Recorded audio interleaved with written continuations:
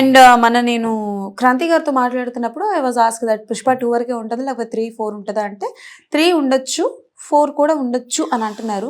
So you have to say 3, 4 ఉంటుందా? ఖచ్చితంగా ఉంటుందండి. ఓ 3 అయితే ఉంటుంది.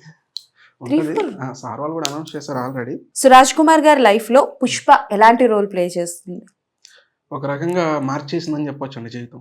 పూర్తిగా మారిపోలేదు నా లైఫ్. అదిరిపోయింది, ఇప్పుడు నేను రిచ్ అయిపోయాను అని చెప్పలేను కానీ బట్ నాకు ఒక రికగ్నైజేషన్ ఇచ్చింది. వావ్. ఒక చిన్న ఎగ్జాంపుల్ చెప్తాను మీకు. నిందా సినిమా చేశాను కదా నేను, ఫుల్ లెంగ్త్ రోల్ చేశాను, మీరు కూడా చూసుంటారు సినిమా. చూసాను. నిందా సినిమా ఆఫీస్కి నన్ను పిలిచారు.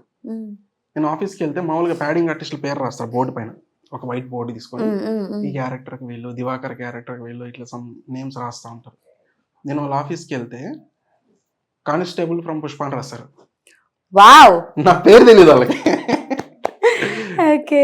సో డైరెక్టర్ గారికి ఎక్కడ నచ్చిందో ఏం నచ్చిందో తెలీదు, రాజశేఖర్ గారికి.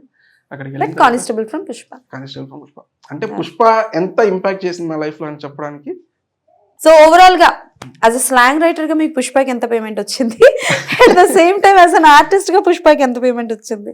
పేమెంట్ గురించి బహుశా చెప్పకూడదేమో. ఆహా అబ్బా, బహుశా చెప్పకూడదేమో అంట. మాకు అవన్నీ తెలియదు సార్, చెప్పండి ఎంత వచ్చిందో. 2016 నుంచి 2023 వరకు ఈ పీరియడ్లో నేను ఎన్ని కష్టాలు పడినానో, నేను ఎంత ఆర్థికంగా చితికిపోయి ఉన్నానో అవన్నీ కూడా ఈ 2023, 2024లో క్లియర్ అయిపోయినాయి. Wow, super. అక్కడే అర్థమవుతుంది మీరు లైక్ పుష్ప 1, పుష్ప 2 ఎంత మీకు అవును ఇది హెల్ప్ చేసిందనే విషయం. yes